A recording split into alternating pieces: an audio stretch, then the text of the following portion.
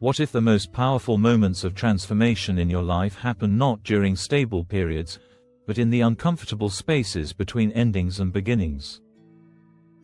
What if cultures throughout history have recognized that threshold experiences, those in-between states where you're no longer who you were, but not yet who you'll become, hold special power for psychological and spiritual development? Today we're exploring liminality, a concept from anthropology that explains why transitions, crises, and boundary experiences feel so destabilizing, yet carry such transformative potential. This isn't just academic theory. It's a framework for understanding the most profound changes humans undergo. The concept of liminality was first developed in the early 20th century by folklorist Arnold van Gennep and later taken up by Victor Turner. Van Gennep published his seminal work, Les Rites de Passage, in 1909, examining rituals across diverse cultures that mark transitions between life stages. In Les Rites de Passage, Van Gennep argued that regeneration was the law of life, and that it was accomplished through rites of passage which have three major phases: separation, transition or margin, limen, and incorporation. The Latin word limen means threshold, referring to the middle phase where individuals exist between defined social states. Van Gennep observed that cultures worldwide marked major life transitions with structured rituals. Birth, teenage years, marriage, and other significant changes weren't treated as instantaneous events, but as processes requiring movement through distinct phases. The middle liminal phase received particular attention across cultures, often involving specialized practices and conditions distinct from normal life.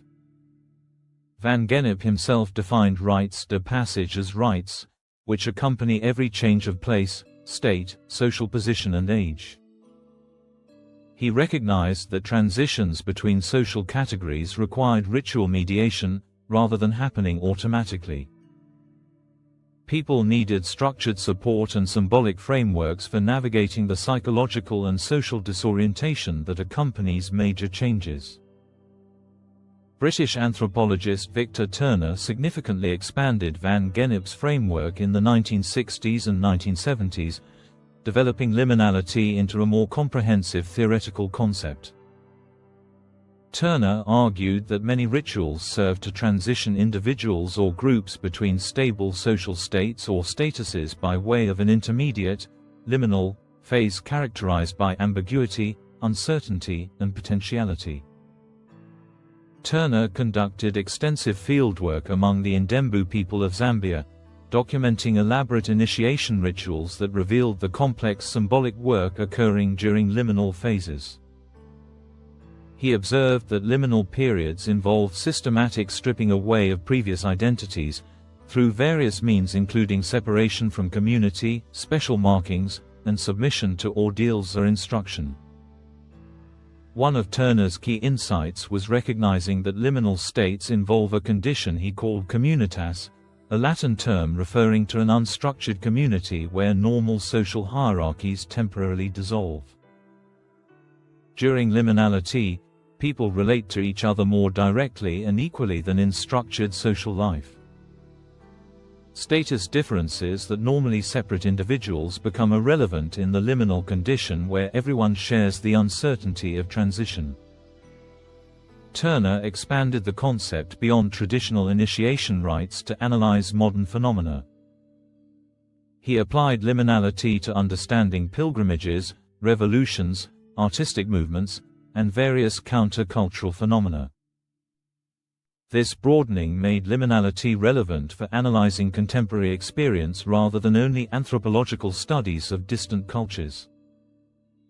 The framework revealed structural similarities between traditional initiations and modern transitional experiences. Liminal conditions share consistent features across diverse cultural contexts. The attributes of liminality or of liminal personae, threshold people, are necessarily ambiguous. People in liminal states exist between categories, belonging fully to neither their former status nor their emerging status. This ambiguity creates both disorientation and possibility. Liminal persons typically experience social invisibility or marginality.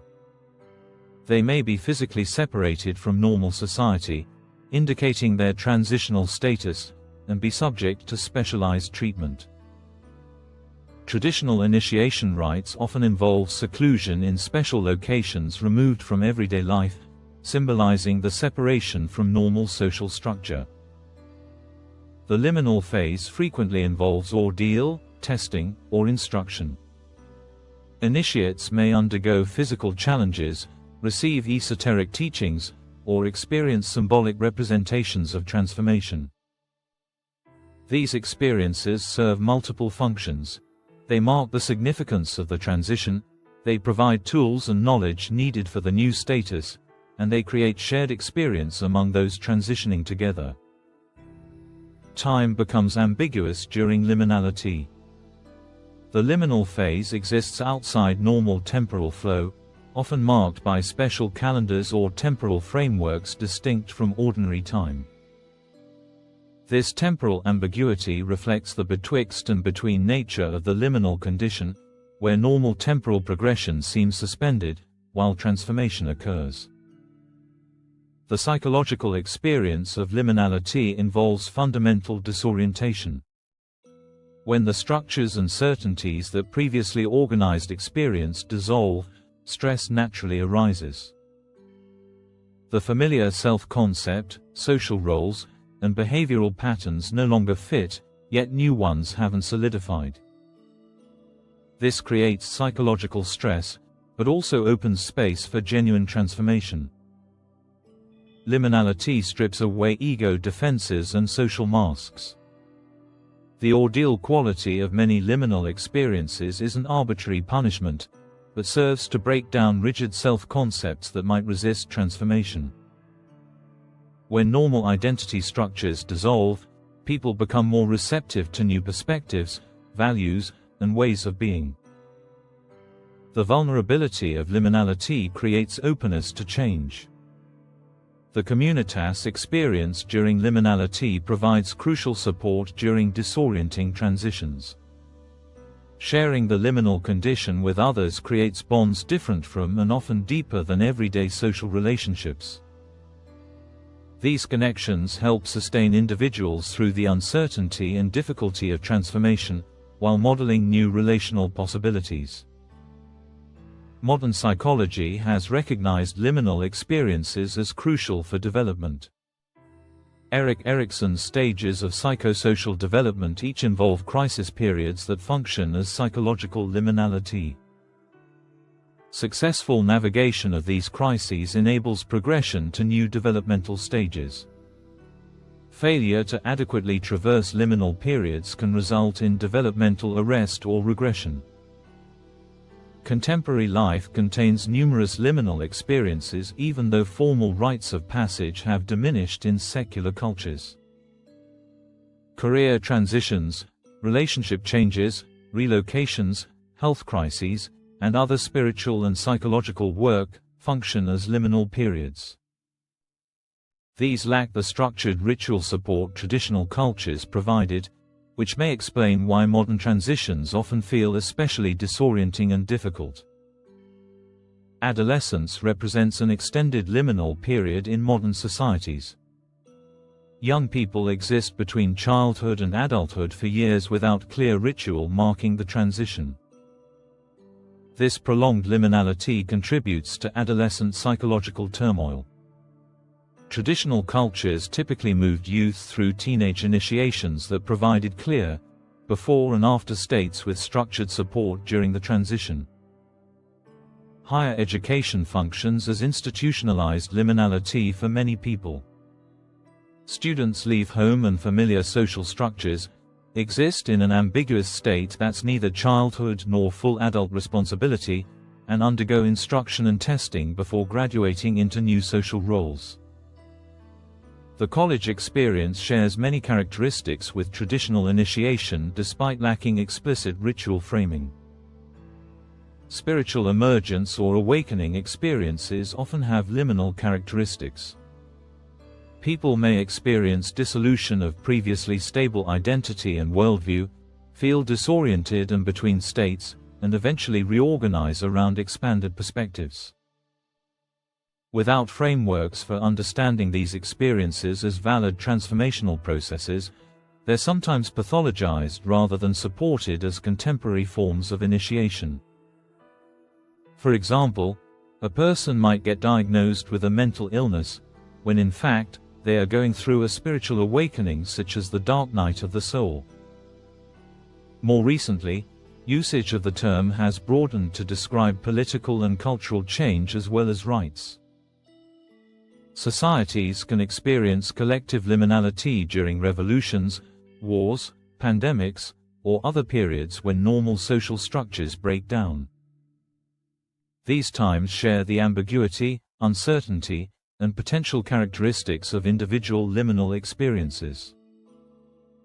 Periods of social liminality are dangerous yet creative. The dissolution of normal structures creates both risk of chaos and opportunity for significant change. Revolutionary periods exemplify this quality, with old social orders breaking down while new forms haven't yet stabilized. The outcome of such periods depends partly on how the liminal condition is navigated. Artists, innovators, and social critics often occupy liminal positions in society.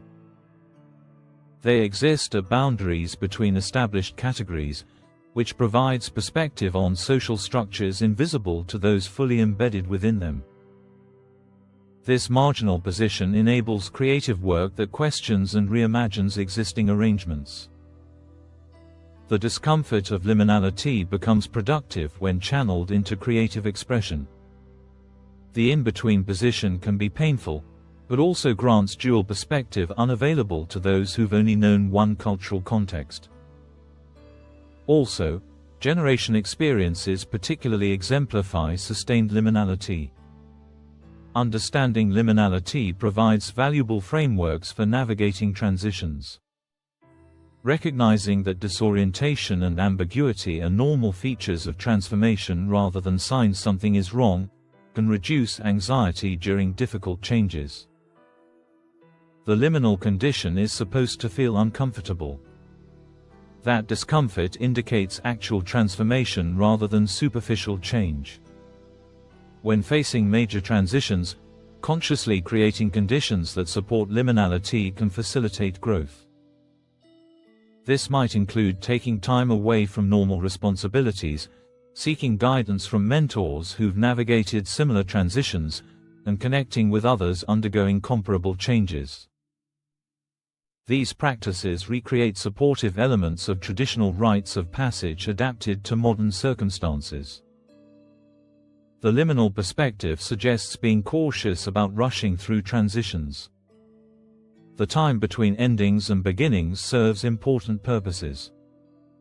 Trying to immediately leap into new identities or roles without adequately processing the loss of old ones, and sitting with the uncertainty of in-between states, can short-circuit genuine transformation. The liminal period requires patience and tolerance for ambiguity. Developing capacity to recognize and honor liminal experiences in others creates opportunities for providing appropriate support. When people are transitioning between states, they need acceptance of their current ambiguity, rather than pressure to quickly resolve into stable categories. Holding space for others' liminal journeys facilitates their transformation. You can cultivate awareness of minor liminal moments throughout ordinary life. Transitions between activities, the moments between sleeping and waking, pauses in conversation, and other threshold experiences offer opportunities to notice the quality of in-between states. These micro-liminal moments provide practice for navigating larger transitions. Develop comfort with ambiguity and uncertainty as preparation for liminal periods. Our culture strongly emphasizes certainty, control, and clear categories. Deliberately choosing to sit with not knowing, to remain in questions without rushing to answers, and to tolerate contradictions builds psychological flexibility useful during major transitions. This practice makes liminality less overwhelming when it inevitably arrives. Create your own transitional rituals when undertaking significant changes. Mark endings consciously rather than just moving to new beginnings. Allow time for the in-between phase even when external pressures push for immediate resolution. Develop symbolic practices that honor transformation as process rather than instantaneous event. These self-created rituals serve similar functions to traditional rites of passage. Recognize liminal experiences as opportunities for growth, rather than merely difficulties to overcome. The dissolution of familiar structures opens possibilities foreclosed when everything remains stable and certain. The creative potential of liminality emerges when we engage the uncertainty rather than defending against it or rushing through it to reach new stability. Pay attention to where you or your community might be in collective liminal periods. Social transitions between paradigms, technological revolutions, environmental changes, and cultural shifts create collective liminality. Understanding these as transitional phases rather than permanent conditions or mere chaos can inform more skillful responses to uncertainty and change.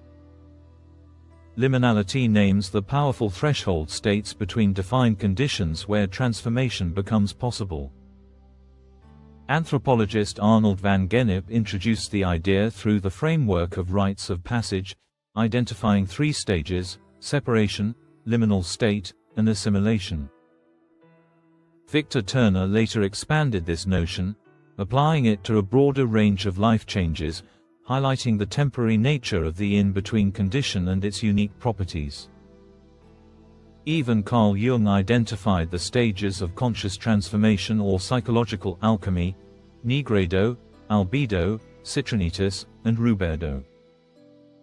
Understanding liminality provides frameworks for navigating the inevitable transitions life brings. Rather than viewing threshold experiences as problems to eliminate, we can recognize them as necessary phases of transformation requiring their own time, conditions, and support. The disorientation and ambiguity of liminal states serve essential functions in genuine change. Modern life continues producing liminal experiences even without formal rites of passage.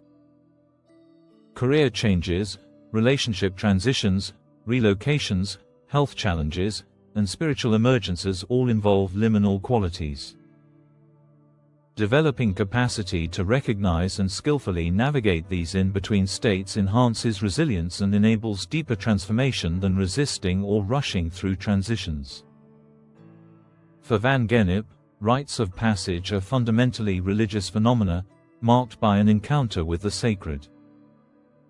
The transition from one social status to another is not merely a secular change, but a spiritual transformation involving profound shifts in identity and relationship to the sacred dimensions of existence. This recognition elevates transitions from mere practical necessities to opportunities for renewal and growth. If discovering the transformative power of threshold states has given you a new perspective, don't forget to like, share, and subscribe.